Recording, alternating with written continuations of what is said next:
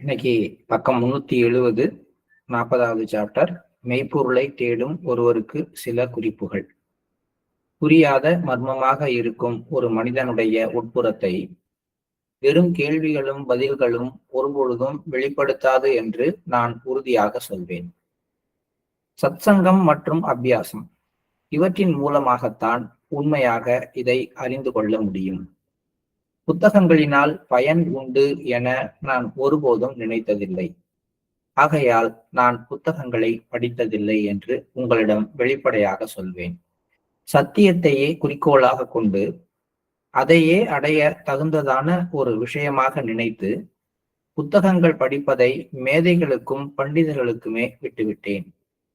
சங்கரரோ ராமானுஜரோ அல்லது மற்றவர்களோ தங்கள் அனுபவம் பற்றி என்ன சொல்லி இருந்த போதிலும் நான் சொல்வது அல்லது எழுதுவது எதுவாயினும் அது ஆன்மீக மெய்யுணர்வு பாதையில் நான் உணர்ந்ததை அல்லது என் சொந்த அனுபவத்தை மட்டுமே அடிப்படையாக கொண்டவை. இப்போதெல்லாம் சில நேரங்களில் நான் புத்தகங்களை படிக்கத்தான் செய்கிறேன். ஆயினும் அது வெறும் பொழுதுபோக்குக்காகத்தான் மற்றும் என் கருத்தை சுலபமாக எடுத்து உரைப்பதற்காக நான் படிக்கின்றவற்றை என்னால் முடிந்த அளவு தக்க வைத்துக் கொள்ள முயற்சிக்கிறேன். இதுவும் பாபுஜியை நம்ம ஃபாலோ பண்ண வேண்டிய விஷயங்கள்ல ஒண்ணு என்னன்னு கேட்டா, முடிந்த வரைக்கும் சொந்த அனுபவங்களில் இருந்து பேச முற்படுவது. இது நிறைய நம்ம கிட்ட குறைவாகத்தான் இருக்குது. தியானம்னா என்ன அப்படின்னா, நம்ம புத்தகத்துல இருக்கிற விஷயத்த நல்லாவே விளக்கமா எடுத்து அப்படியே வார்த்தை மாறாம சொல்ல நமக்கு தெரியும். தியானம்னா என்னன்னு நானா சிந்திச்சு எனக்கு என்ன தோணுதோ, நான் என்ன உணர்ந்திருக்கனோ அதை சொல்றதுக்கு எனக்கு தெரியாது அல்லது முயற்சிக்கல. இதுதான் நம்முடைய அனுபவங்களை வெளிக்கொணர்வதுல மிகப்பெரிய தடையாக இருக்கிற பிரச்சனை. நான் அடிக்கடி சொல்ற இன்னொரு விஷயம், ஒரு வாட்ஸ்அப் குரூப் போட்டு வாய்ஸ் ரியல்னு போட்டு அதுக்குள்ளார நீங்க உங்களுடைய சொந்த அனுபவங்களை எழுதுங்க அப்படின்னு நிறைய முறை கேட்டிருக்கோம். தினமும் சொல்லிக்கிட்டு தான் இருக்கும். இந்த குரூப் நீங்க புத்தகங்கள் படிக்கும் பொழுது அல்லது புத்தகங்கள் படிக்கிறதை கேட்கும் பொழுது அல்லது இதுல சொல்லப்பட்ட ஒரு கருத்தை கேட்டுட்டு அது மேல மெடிடேட் பண்ணும் பொழுது உங்களுக்கு உருவான சொந்த அனுபவங்களை, சொந்த கருத்துக்களை வெளியில கொண்டு வாங்க. அப்பா இருந்துட்டு போகுது. இது க்ளோஸ்டு குரூப். இந்த குரூப்ல நீங்க எழுதுறதோ பேசுறதோ வெளியில யாருக்கும் போய் சேர போறது இல்லை. ஆனால் அதுபோல சொந்த அனுபவங்களை எழுத முடியல, நமக்கு எழுத தெரியல அல்லது ஆடியோவா போட முடியல அப்படின்னா நம்ம சொந்த அனுபவங்களை வெளியில கொண்டு வர்றதுக்கு முயற்சி பண்ணாத ஒரு நிலைமையில இருக்கிறோம் அப்படின்னு தான் நானா எடுத்துக்குவேன். நீங்க வெவ்வேறு விதமாக சொல்லலாம். ஒவ்வொருத்தருக்கும் ஒரு விதமான கருத்து இருக்கலாம். என் கருத்து இதுதான். மெசேஜ் ஃபார்வர்ட் பண்றதுல நமக்கு இருக்கிற ஆர்வம், நம்முடைய உண்மையான மெசேஜ் என்ன அதை உள்வாங்கி கொண்டு அது உண்மையிலேயே என்னுடையதா அப்படின்னு பார்த்துட்டு அதை நம்ம வெளிக்கொணர்வது இல்லை. அது நம்மகிட்ட இருக்கிற ஒரு துரதிருஷ்டவசமான விஷயம். அதுதான் பாபுஜியும் சொல்றார். நான் புத்தகங்கள் படிப்பதில்லை, எதுவாக இருந்தாலும் என்னுடைய சொந்த அனுபவத்திலிருந்து உணர்ந்து கொள்ள முயற்சிக்கிறேன். அப்புறம் நம்ம எதுக்கு உட்கார்ந்து காலையில இவ்வளவு நேரத்துக்கு வாய்ஸ் ரியல் படிக்கணும்? இங்க ஒருவர் தன்னுடைய சொந்த அனுபவங்களை வெளிப்படுத்தும் பொழுது அதை நம்ம அப்படியே நம்முடைய அனுபவங்களாக ஏற்றுக்கொண்டு அதே மாதிரி நம்முடைய சொந்த அனுபவங்களோட ஒப்பிட்டு பார்க்கறதுக்கு இதை பயன்படுத்திக்கிட்டா போதும். ஸோ அறிவை பெருக்கிக் கொள்வதற்கு தேவையான புத்தக வாசிப்பை நான் பண்டிதர்களுக்கும் மேதைகளுக்கும் விட்டுவிட்டேன் அப்படிங்கிறார். இப்ப நம்ம பகவத்கீதையிலேருந்து பெரிய கோட்டை எடுத்து சொல்லலாம், அல்லது உபநிடதத்திலேருந்து வேதங்கள்ல இருந்து இதை படிச்சு அதுல அது சொல்லியிருக்கு, இதுல இது சொல்லியிருக்கு அப்படின்லாம் நம்மளால சொல்ல முடியும். ஆனால் அவையெல்லாம் மனிதனுடைய உள்புறத்தை அறிந்து கொள்வதற்கு ஒருபோதும் உதவுவதில்லை. எதை போல அப்படின்னா, பயிற்சியை போலவும் சத்சங்கத்தை போலவும். சமீபத்தில் நடக்கிற எல்லா யோக மகோத்சவத்துல எனக்கு பேச வாய்ப்பு கிடைக்கும் பொழுதெல்லாம் இதை நான் சொல்லிட்டு தான் வரேன். நாங்கள் ஹார்ட்ஃபுல்னஸ் அமைப்புல புத்தகங்களை வலியுறுத்துவதில்லை, அல்லது மிக கடுமையான பயிற்சிகளை எல்லாம் வலியுறுத்துறது இல்ல. இப்படி இருக்கணும், இப்படி இருக்கணும் அப்படின்னு நிறைய அறிவுரைகள் நாங்க சொல்றது இல்ல. நாங்க சொல்றது மெடிடேட் பண்ணுங்க, கிளீனிங் பண்ணுங்க, சத்சங் பண்ணுங்க. இந்த 3 தான். இவைதான் உங்களை நீங்கள் அறிந்து கொள்ள உதவும் அப்படின்னு சொல்றாங்க. இதுதான் சத்தியம். இதுதான் பாபுஜியும் விரும்புறாரு. அவரும் அதுதான் சொல்றாரு. இந்த இடத்துல புரியாத மர்மமாக இருக்கும் ஒரு மனிதனுடைய உட்புறத்தை வெறும் கேள்விகளும் பதில்களும் வெளிப்படுத்தாது. சத்சங்கம் மற்றும் அபியாஸ் இவற்றின் மூலமாகத்தான் இந்த மனிதனுடைய மர்மமான பகுதியை உண்மையாக அறிந்து கொள்ள முடியும். இதுல நமக்கு ஒரு தெளிவு இருக்கும் பொழுது, நம்ம இத உணரும் பொழுது அடுத்தவங்களுக்கு சொல்றதுக்கு நன்றாக இருக்கும். நானும் புத்தகம் படிக்கிறேன். அது எதுக்காக படிக்கிறேன்னா, பொழுதுபோக்குக்காகவும், நான் சொல்ல வேண்டிய கருத்தை இன்னும் ஈஸியா சொல்றதுக்கு அங்க ஏதாவது வழி இருக்குது அப்படின்னா அதை தேடுறதுக்காகவும் வேணா ஒரு சில நேரங்கள்ல நான் புத்தகம் படிப்பேன். புத்தகம் படித்து தெரிந்து கொண்டு நான் அது மூலமா தெரிந்து கொண்ட கருத்தை மற்றவர்களுக்கு சொல்றதுக்காக நான் புத்தகம் படிப்பதில்லை. ஏன்னா தெரிந்து கொண்ட கருத்தை எல்லாம் என்னால சொல்ல முடியாது. நான் உணர்ந்த கருத்தை மட்டும்தான் சொல்லுவேன் அப்படிங்கிறது பாபுஜியினுடைய ஒரு நிலையாக இருக்கு. அதனால இங்க சொல்லப்பட்டிருக்க அவர் பேசிட்டு இந்த புத்தகத்துல எழுதியிருக்கிற இந்த கடிதங்கள் எழுதியிருக்கிற எல்லா விஷயங்களும் கடன் வாங்கியவை அல்ல. அவருடைய உள்ளுணர்வில் இருந்து, அவருடைய ஆன்மீக அனுபவங்களிலிருந்து உதித்தவை. சங்கராச்சாரியாரின் விவேக சூடாமணியில் நான் படித்த ஒரு விஷயம் என் நினைவுக்கு வருகிறது. புத்தகங்கள் நமக்கு மெய்நிலை உணர்தலுக்கு உதவுவதில்லை. மெய்நிலை உணரப்பட்டால் புத்தகங்கள் பயனின்றி போகின்றன. இது விவேக சூடாமணியில சங்கராச்சாரியார் எழுதின விஷயம். வேதங்களோ உபநிடதங்களோ புத்தகங்களோ உண்மையிலேயே ஒரு மனிதனுக்கு மெய்நிலை உணர்தலுக்கு நேரடியாக உதவுவது இல்லை. இது ஒரு பக்கம். சரி, அப்ப மெய்நிலை உணர்ந்தவனுக்கு இந்த புத்தகம் தேவைப்படுமா அப்படின்னா, அவன் மெய்நிலையை உணர்ந்து விட்டால் இந்த புத்தகங்களால பயன் இல்லை. இப்ப தேடி தேடி உலகம் முழுவதும் அலைந்து இருக்கக்கூடிய நாலெட்ஜ் எல்லாத்தையும் கொண்டு வந்து நீங்க என்ன பண்ண போறீங்க? அதுக்கு பண்ற நேரத்தை, அதற்கு செலவிடுகின்ற நேரத்தை அமைதியாக அமர்ந்து உங்களுக்குள்ளார இருக்கக்கூடிய அந்த ஒரு விஷயத்தோடு இணைத்துக் கொள்வதற்காக பயன்படுத்துங்கள். நாம் பயிற்சி செய்ய துவங்கி நம் இறுதி லட்சியத்தை நாடி செல்லும் பொழுது நமது இந்த நோக்கத்திற்கு எது நமக்கு உதவிகரமாக தோன்றுகிறதோ அதை நாம் கடைபிடிக்கிறோம். அதை தொடர்ந்து கடவுளின் தொடர்பில் இருப்பதற்காக எல்லாமே அவரது சித்தம் என்று எண்ண துவங்குகின்றோம். படிப்படியாக இதுவே அவருடனான நெருக்கமாகவும் பற்றுதலாகவும் வளர்கிறது. உண்மையில் லய அவஸ்தா அல்லது ஐக்கிய நிலையின் ஆரம்பம் என்று இதை சொல்லலாம். இப்ப மெல்லமா பிராக்டிஸோடைய நேச்சர் சொல்றாரு. நீங்க நம்ம பிராக்டிஸ ஆரம்பித்தால் அந்த பிராக்டிஸ் பண்ணும் பொழுது நம்மளை அறிந்து கொள்வதற்கு எது உதவியாக இருக்கிறதோ அதை நம்ம பிடிச்சுக்கிறோம், அதை கடைபிடிக்க ஆரம்பிக்கிறோம், அதன் வழி செல்ல ஆரம்பிக்கிறோம். அப்படி செல்லும் பொழுது நமக்கும் குருநாதருக்கும் இடையில ஒரு மென்மையான தொடர்பு உருவாகுது. அதுக்கப்புறம் எல்லாமே நம்ம மெல்ல மெல்லமா ஒரு நம்பிக்கை வர வர எல்லாமே மாஸ்டருடைய விருப்பப்படி, மாஸ்டருடைய சித்தப்படி நடக்கிறது அப்படின்னு நம்ம நினைக்க ஆரம்பிக்கிறோம். இப்படி நினைக்க ஆரம்பித்தால் அதுவே நெருக்கமான பற்றுதலாக மாற ஆரம்பிக்கிறது.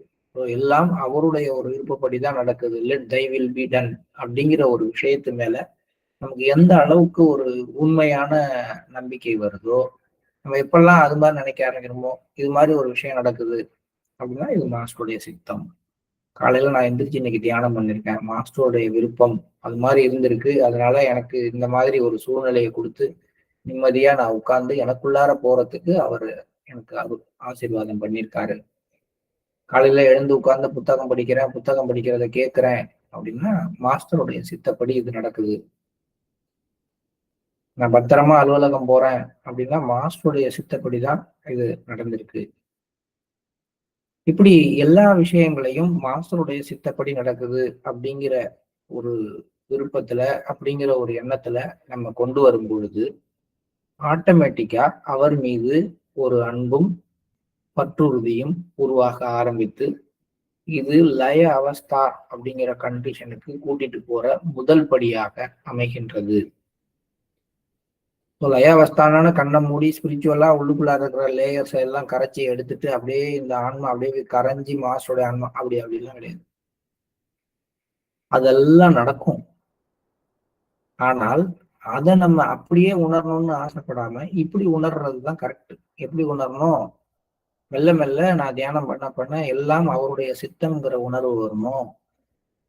அப்ப அந்த உணர்வுனால 24/7 எது நடக்கும் பொழுதும் எனக்கும் மாஸ்டருக்கும் தொடர்பு கனெக்ஷன் இருக்கிற மாதிரியும், அவரு என் பக்கத்துல இருந்து என்னை வந்து வழி நடத்திட்டு இருக்க மாதிரியும், அவரு விருப்பப்படிதான் நான் நடந்துகிட்டு இருக்கேன், அவரு விருப்பப்படிதான் பேசுறேன், அவர் விருப்பப்படிதான் சாப்பிடுறேன். நீங்க பாருங்க பாபுஜியோடைய வார்த்தைகளை பாருங்க. லாலாஜியுடைய விருப்பமின்றி நான் ஒரு மிடரு தண்ணீர் கூட அருந்த இயலாதுங்கிற. இப்ப தண்ணீர் குடிப்பது கூட, மூச்சு விடுவது கூட மாஸ்டரின் சித்தப்படி நடக்குதுங்கிற அளவுக்கு அவர் வந்து உள்ளார்ந்து மாஸ்டரை சார்ந்திருக்கிறார். அப்ப அந்த லயாவஸ்தா எவ்வளவு டீப்பா இருக்குன்னு பாருங்க. நம்முடைய லயாவஸ்தா அப்ப இருக்குன்னா எப்பயாவது ஒரு தடவை சொல்லுவோம், இதெல்லாம் மாஸ்டருடைய விருப்பப்படி நடந்திருக்கு அப்படின்னு, மாஸ்டருடைய சித்தம் வாயால சொல்லுவோம். அவ்வளவுதான். வாயால சொல்ற அளவுக்கு நம்மளுடைய லயாவஸ்தா இருக்கு. எல்லாருக்குமே இந்த ஐக்கிய நிலைங்கிறது ஏதோ ஒரு இடத்துல இருக்குது. அது எந்த அளவுல இருக்குதுன்னு நம்ம கம்பேர் பண்ணிக்கணும்னா பாபுஜிக்கும் நமக்கும் உள்ள வித்தியாசம். நான் தூங்குறது மாஸ்டருடைய விருப்பம், நான் முழிச்சிட்டு இருக்கிறது மாஸ்டருடைய விருப்பம், நான் சாப்பிடுற சாப்பாடு மாஸ்டருடைய விருப்பம், நான் விடுற இந்த ஒரு மூச்சும் மாஸ்டருடைய விருப்பம். ஒரு டம்ளர் தண்ணி நான் குடிக்கணும்னா என்னுடைய குருநாதர் என்னுடைய லாலாஜி விரும்புறாரு, அதனால நான் அந்த தண்ணியை குடிக்கிறேன் அப்படிங்கிற அளவுக்கு பாபுஜியோடைய அந்த ஒரு கனெக்ஷன் இருக்கு. பாபுஜியோட லய அவஸ்தாவை பார்க்கணும்னா நான் ஒரு ஆன்மீக உச்ச நிலைமைக்கு போய் லாலாஜியையும் பாபுஜியையும் சூட்சும சரீரத்துல எப்படி உன்னோட வந்து கரைஞ்சிருக்காங்க எல்லாம் பார்க்க வேண்டியது. இந்த விஷயத்த நம்ம பார்த்தோம்னாலே நம்ம எந்த அளவுக்கு மாஸ்டரோடு ஐக்கியமாயிருக்கோம் அப்படிங்கிறத நம்ம உணர்ந்து கொள்ள முடியும். நாம் அதற்காகத்தான் அன்பு, பக்தி மற்றும் நமது நோக்கத்திற்கு அனுகூலமாயிருக்கும் மற்ற அனைத்து முறைகளையும் பயிற்சி செய்கிறோம். எதுக்குன்னா இந்த எல்லாம் அவர் சித்தப்படி நடக்குது அப்படிங்கிற ஒரு விஷயத்துக்கு வரதுதான். சைவ சமயம் இதை அப்பயே அந்த வார்த்தைகளை சொல்லுது, எல்லாம் அவன் செயல் அப்படிங்கிற வார்த்தைய சொல்லுது. அவன் அன்றி ஒரு அணுவும் அசையாது அப்படின்னா அசைகிற ஒவ்வொன்றும் அவனுடைய விருப்பப்படி அசையுதுன்னு அர்த்தம். இந்த வார்த்தைகள் வெறும் வார்த்தைகளாக நம்மளால பேசப்படுகிறது ஒழிய இது வந்து ஒரு கண்டிஷன். இந்த கண்டிஷன் வந்து ஒரு லய அவஸ்தா ஒரு புள்ளியில ஏற்படுறதுடைய விளைவு அப்படின்னு நம்ம ஃபீல் பண்றது இல்லை. மனித சங்கல்பம் நமது எல்லைக்கு உட்பட்ட மண்டலம் வரை விரிவடைகிறது என்றும், கடவுளின் சங்கல்பம் அவரது எல்லையற்ற மண்டலம் வரை விரிவடைந்து செல்கின்றது என்றும் நாம் சொல்லலாம். இது அடுத்த விஷயம். சங்கல்பா, விருப்பம். நான் என்ன நினைக்கிறேன், இது நடக்கணும்னு நினைக்கிறேன், இது நடந்து முடியணும்னு நான் விரும்புறேன், நடந்து முடிஞ்சிருச்சு அப்படின்னு நான் நினைக்கிறேன், இது சங்கல்பம். இந்த சங்கல்பத்தை பொறுத்த வரைக்கும் மனிதனுக்கும் கடவுளுக்கும் என்ன வித்தியாசம்? மனிதன் ஒரு வரையறைக்கு உட்பட்டு அவனுடைய சங்கல்பத்தை செயல்படுத்துகிறான். ஏன்னா we are bounded. நம்ம என்னால இவ்வளவு வேகம்தான் ஓட முடியும், என்னால இவ்வளவுதான் செய்ய முடியும், என்னால இதுக்கு மேல எதுவும் செய்ய முடியாது அப்படின்னு நான் எனக்கு நானே வரையறைகள் வைத்திருக்கிறேன். அது மாதிரி மனிதனுக்கு ஹியூமானிட்டிக்கே உரிய, ஹியூமன் மைண்டுக்கே உரிய ஒரு லிமிட்டுக்குள்ளார நம்ம சங்கல்ப சக்தியை பயன்படுத்துறோம். ஆனா கடவுளினுடைய சங்கல்ப சக்தி எந்தவித எல்லையும் மற்றதாக விரிவடைந்திருக்கிறது. மாஸ்டருடைய சங்கல்ப சக்தி எந்த ஒரு எல்லையும் மற்றதாக விரிவடைந்திருக்கிறது. அதனாலதான் அவரு கண்ணை மூடிட்டு நான் வந்து ஒரு செகண்ட்ல வந்து சந்திர மண்டலத்துல இருக்கிற ஒரு ஆன்மாவுக்கு என்னால டிரான்ஸ்மிஷன் கொடுக்க முடியும். என்னுடைய லாலாஜி விரும்பினால் இந்த ஒரு யூனிவர்ஸையே ஒரு கையில ஒரு பம்பரம் போல என்னால சுழற்ற முடியும் அப்படின்னு சொல்றாரு. அப்படின்னா அவருடைய சங்கல்ப சக்தி வரையறையற்று விரிவடைந்திருக்கு. நான் வந்து அது மாதிரி எல்லாம் திங்க் பண்றேன்னா அப்படின்னா முதல்ல நான் என்னை சரி பண்ணி கொள்ள முடியும், நான் எதுவா இருக்கணுமோ அதுவாக என்னால மாற முடியும், அதுக்கு என்னுடைய சங்கல்ப சக்தியை பயன்படுத்த முடியுங்கிற அளவுக்கு கூட நான் இன்னும் என்னுடைய வரையறைகளை உடைத்து கொள்ளவில்லை. அததான் அவர் சொல்றாரு, கடவுளின் சங்கல்பம் அவரது எல்லையற்ற மண்டலம் வரை விரிந்து செல்கிறது. மனிதனுடைய சங்கல்பம் எல்லைக்கு உட்பட்ட மண்டலம் வரை விரிவடைகிறது. நமது வரையறைகளையும் நமது பந்தங்களையும் நாம் உடைத்தெறியும் வரை நமது சங்கல்பம் கடவுளின் சங்கல்பம் போன்றதே என்று சொல்லிக் கொள்ள முடியாது. பந்தங்கள் இருக்கிற வரைக்கும் சங்கல்பத்துக்கு பவர் கிடையாது.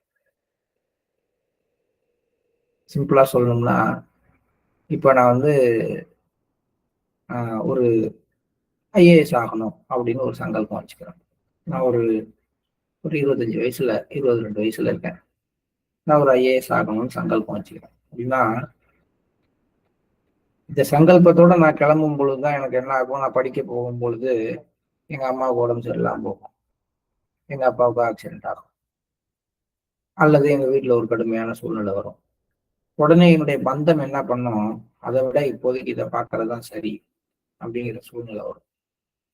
இப்ப என்னுடைய சங்கல்ப சக்தி என்ன பண்ணும், வரையறைக்கு உட்பட்டு இதை செய்யணுமா அதை செய்யணுமான்னு முடிவு பண்ணி இதை நோக்கி போக ஆரம்பிச்சு.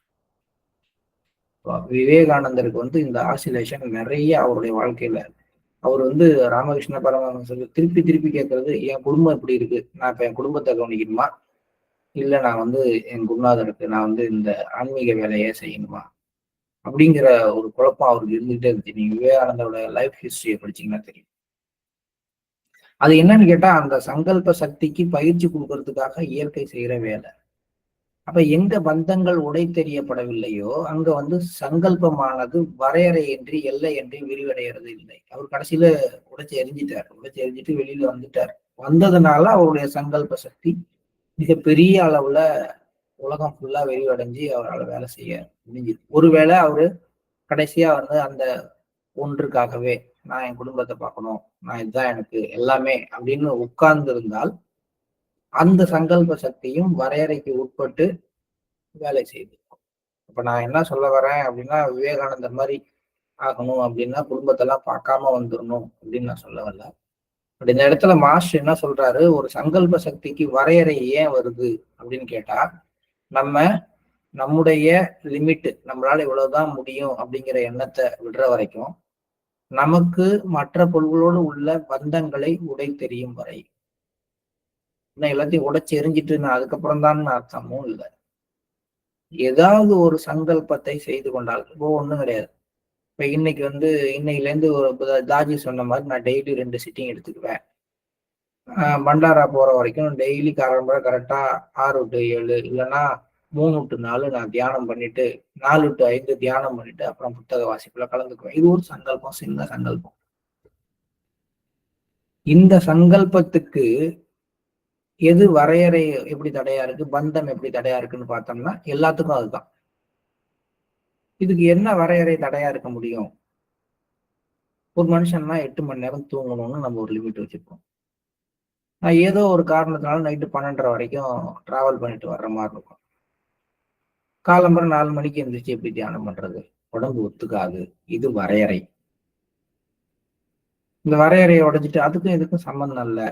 உடம்பு என்ன பண்ண போகுது, படுத்திருந்தாலும் இதே மாதிரிதான் இருக்க போகுது, உட்கார்ந்தாலும் இதே மாதிரிதான் இருக்கு. அப்ப நான் எழுந்து உட்கார்ந்து என்னை ரெஃப்ரெஷ் பண்ணிக்கிட்டு என்ன மாஸ்டரோட இணைத்து கொண்ட பிறகு இந்த உடம்பு ஓய்வு தானே எடுத்துக்கிட்டு இருக்கு, என்ன வேலை செய்ய போகுது? ஒண்ணும் கிடையாது. அப்ப வரையறையை உடைச்சிட்டோம்னா இந்த சங்கல்ப சக்தி கண்டினியூ ஆகுது.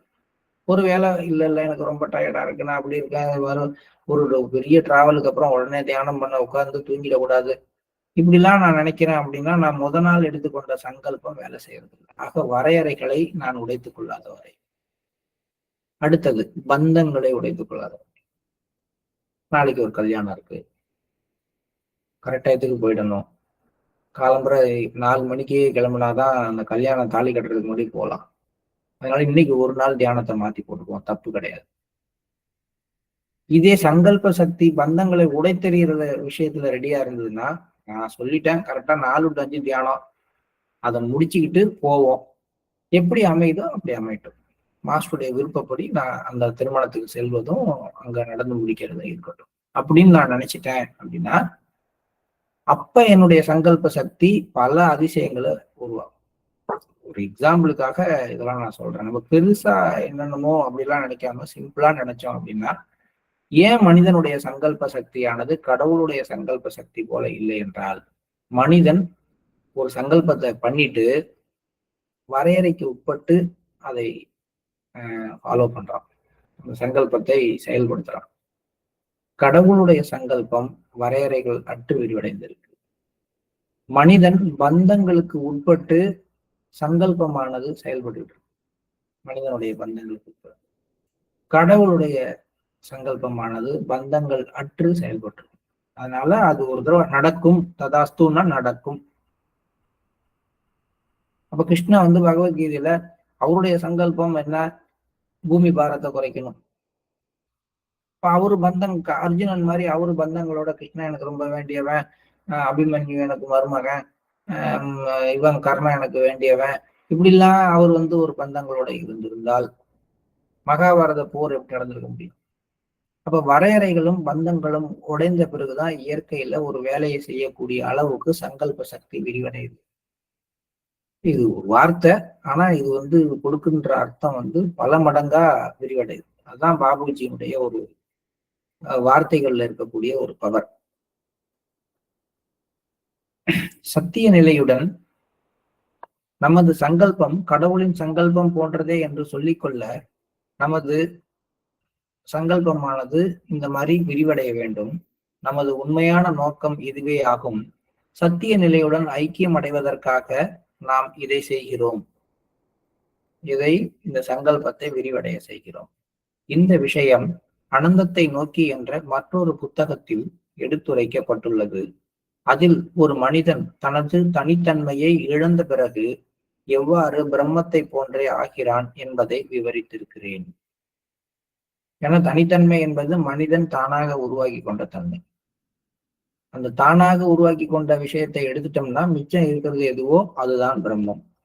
கடவுளின் சங்கல்பத்திற்கும் மனிதனின் சங்கல்பத்திற்கும் இடையே உள்ள தொடர்பை பற்றி சொல்லும் பொழுது, நாம் பெரியதை நாடும் பொழுது, அதாவது கடவுளின் சங்கல்ப சக்தியை நாம் நாடும் பொழுது, அந்த பெரியது சிறியதை ஈர்க்க துவங்குகிறது என்பதாக சொல்லலாம்.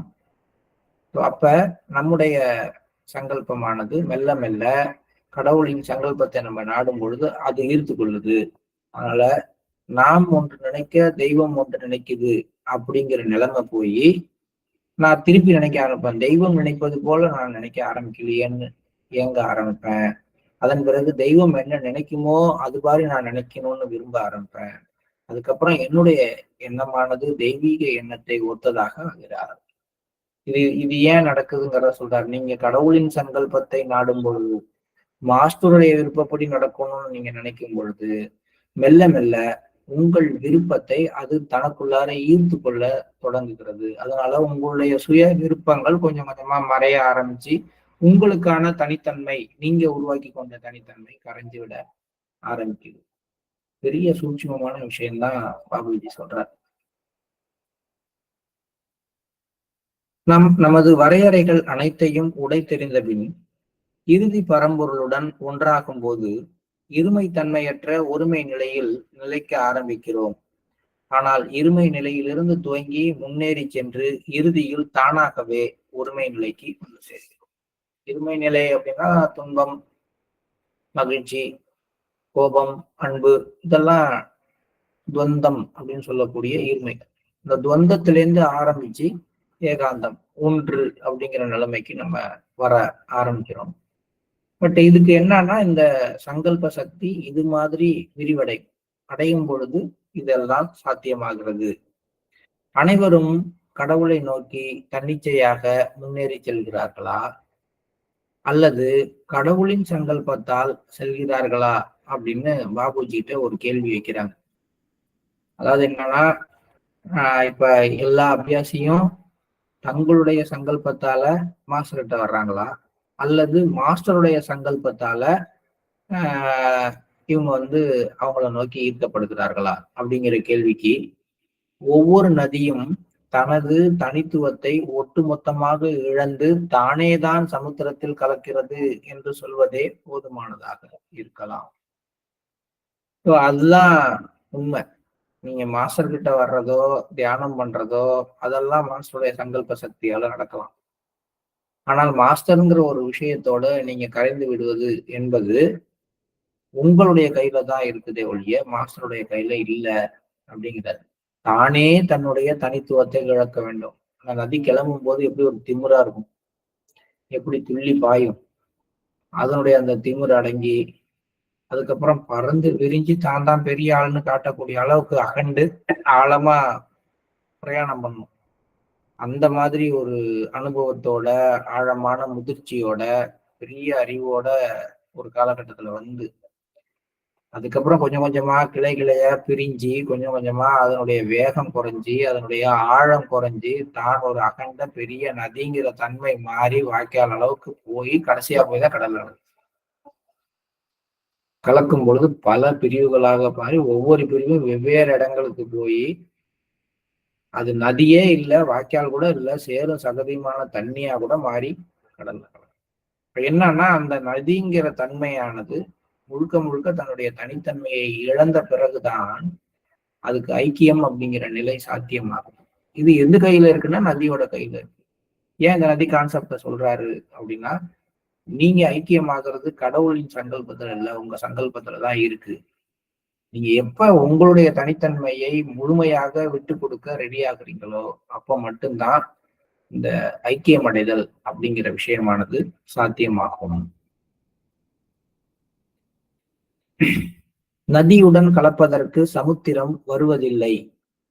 அதே மாதிரிதான் நாமும் ஆதி மூலத்தை நோக்கி முன்னேறுகிறோமே ஒழிய ஆதி மூலம் நம்மை நோக்கி வருவதில்லை.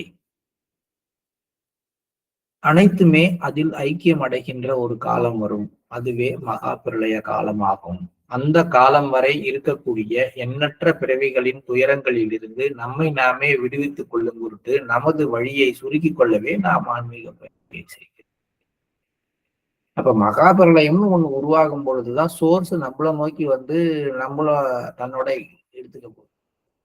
அது வரைக்கும் நம்ம தான் சோர்ஸை நோக்கி டுவர்ட்ஸ் த சோர்ஸ் நம்ம தான் டிராவல் பண்ணி ஆகணும். ஏன் இந்த டிராவல், இந்த இன்பிட்வீன் பீரியடை வந்து குறைச்சிக்கிட்டு மகாபிரளயத்தப்ப நடக்கக்கூடிய எமர்ஜென்ஸை இப்பயே நான் கிரியேட் பண்றது மூலமாக என்னுடைய பொட்டன்ஷியாலிட்டி இன்க்ரீஸ் ஆகுது, டைமென்ஷன் இன்க்ரீஸ் ஆகுது.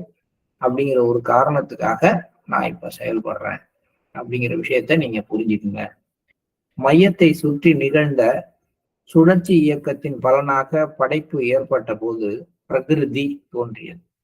பிரகிருதி என்பது படைப்பின் விளைவாக உருவான எல்லா விஷயங்களும், அதற்கான சக்தி, படைப்பாற்றல், அதான் பிரகிருதி. அந்த இயக்கம் சக்தியை உருவாக்கியது. அதை தொடர்ந்து அதுவே சிருஷ்டிக்கு காரணமாக ஆனது. மகா பிரளயத்தின் போது பிரகிருதியே இல்லாமல் போய்விடுகிறது என்பது எனது எண்ணம். அந்த படைக்கும் சக்திங்கிறதே இல்லாம கரைஞ்சி போகுது. பிரம்மம்னு ஒண்ணு இல்லை, அந்த மாதிரி ஒன்று கரைஞ்சி ஒன்றும் இல்லாம போயிடுது, பிரகிருதி இல்லை அப்படிங்கிற மாதிரி எது ஒன்றும் உருவாகக்கான சக்தி, உருவாக்குவதற்கான சக்தி இல்லாம எல்லாமே கரைஞ்சி போகுதுங்கிறார். ஏனெனில் உருவாக்கப்பட்ட எந்த ஒன்றும் எஞ்சி இருக்கும் பட்சத்தில் உண்மையான விதத்தில் மகா பிரளயம் நடைபெறவில்லை என்று ஆகும். ஆமா, நீங்க வீட்டை கூட்டினா கூட அதுதானே. ஏதாவது ஒரு குப்பை கடந்துருச்சு நடுப்புற அப்படின்னா நீங்க வந்து கூட்டி முடிக்கலன்னு அர்த்தம். உண்மையான விதத்துல கூட்டி முடிக்கல. கூட்டி முடிச்சா அங்க ஒண்ணும் இருக்கக்கூடாது.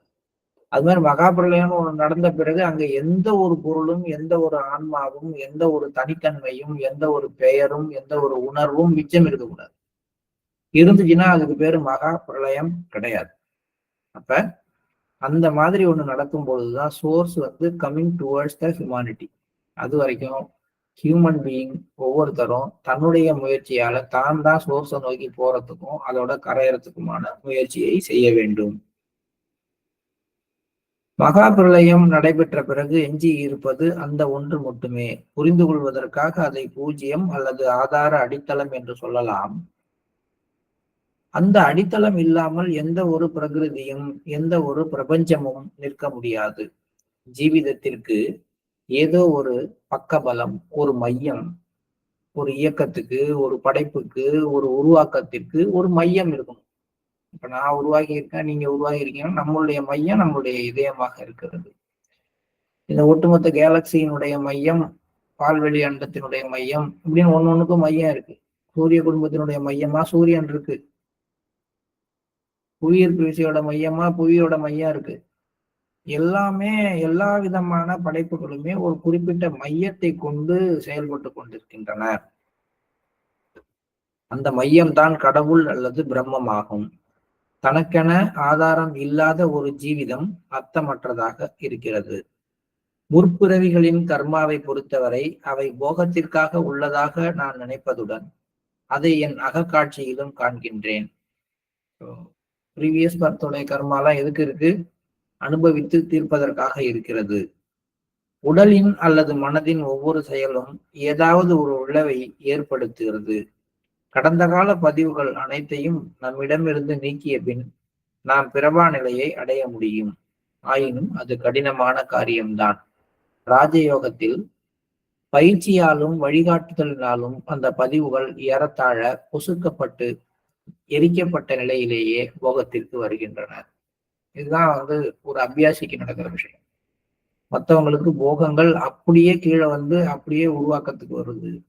ஆனா இங்க கிட்டத்தட்ட வறுக்கப்பட்டு ஒன்றுமற்ற நிலையில அது முழுசா அதனுடைய எனர்ஜி முழுவதும் டெமாலிஷ் பண்ணப்பட்ட நிலையில தான் ஒரு போகமானது வெளியில வருது. அப்படிங்கிறதுனால அது வெறும் எண்ணமாகவோ அல்லது வெறும் கனவாகவோ அல்லது ஒரு வினாடி நிகழ்வாகவோ நடந்து முடிஞ்சிருதே ஒழிய அது எலாபரேட்டா எக்ஸ்பேண்ட் ஆகிறதே இல்லை.